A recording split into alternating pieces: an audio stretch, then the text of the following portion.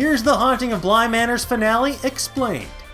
Something spooky this way, streams. That's right, The Haunting of Bly Manor is finally out on Netflix, and this follow-up to 2018's The Haunting of Hill House finds us in a brand new spooky location, this time inspired by Henry James's 1898 ghost novella, The Turn of the Screw. And as with Hill House, it has what might be considered a bit of a controversial ending given your perspective on creator Mike Flanagan's brand of horror. So what is it that happens in this show's final moments? Well, we're here to unpack that ending and take a closer peek at some details that you might have missed. Now, just a quick reminder, this video contains massive spoilers for the ending of Bly Manor, so if you have not finished the series yet, just turn away now or one of those hidden ghosts might just jump out of nowhere and claim you. We gotta go! So the final episode of Bly Manor, titled The Beast in the Jungle, ends with a revelation about the storyteller. Yes, Carla Gugino's narrator, who we first met at a wedding back in episode 1, is actually Jamie, the Bly Manor gardener, played by Amelia Eve in the show's 1980s timeline. In fact, we learned that many of the wedding guests are actually older versions of characters we met in the 80s, like Owen and Henry, and even Miles and Flora, the children at the heart of Jamie's story. When she wraps up her fanciful tale, the wedding guests disperse, but the bride stays behind to express her worries about getting married and what might happen if her partner dies before she does. And quick side note, her groom is played by Greg Sestero of The Room fame, which is maybe his single best cameo since we filmed Tommy Wiseau's Joker audition back in the day. If you haven't seen that yet, oh boy, you're in for a treat. You wanted me. Here I am. So the bride is actually a grown-up version of Flora, or rather a grown-up woman whose middle name is Flora. So does that mean that she's literally the adult version of the little girl we spent all that time with in Bly? Well, yes and no. When Jamie finishes her story, a random wedding guest asks her about Bly Manor and if it's a real place that she could visit. No, I suspect if you flew to England, you'd find no such place by that name, Jamie says, implying that the story she just told was all fiction.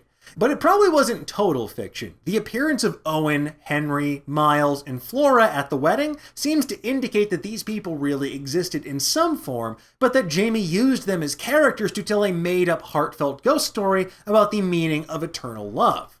So what about Dany, the governess and love interest of Jamie? In the 1987 timeline, we learn what exactly becomes of the ghosts at Bly.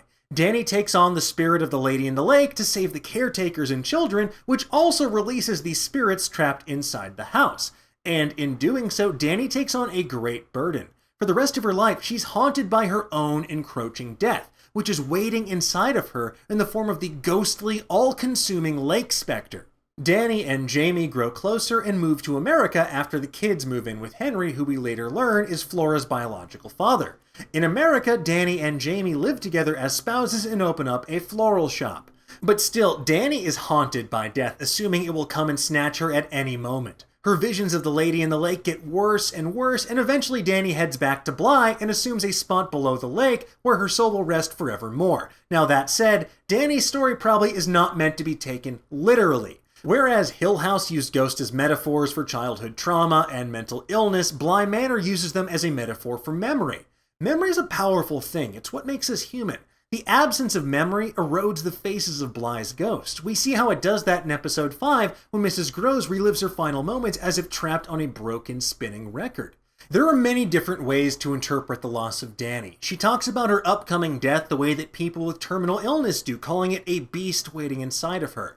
But did the real Dany succumb to an illness like cancer? Well, that's possible too, given that the Lady in the Lake herself feels like a cancerous ghost, one whose deathly presence turned that great good place into something malignant. Whatever the case, her death clearly had a harrowing effect on the woman who loved her, enough that she invented a beautiful, poignant, haunting story about the power of love and its restorative qualities, one to tell on the eve of a wedding.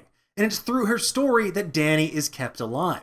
It's through all of our stories that the people we love stay alive and don't fade into these faceless ghosts. That's the powerful message that The Haunting of Bly Manor ends on, and it's one that makes this season such a worthy successor to the equally poignant Haunting of Hill House. And there you have it, folks. That is our interpretation of the ending of The Haunting of Bly Manor. But yours might be different, so tell us, do you think this story's a little more literal? Are you into Mike Flanagan's sappy but effective horror endings? And did that Greg Sestero cameo give you whiplash like it gave us?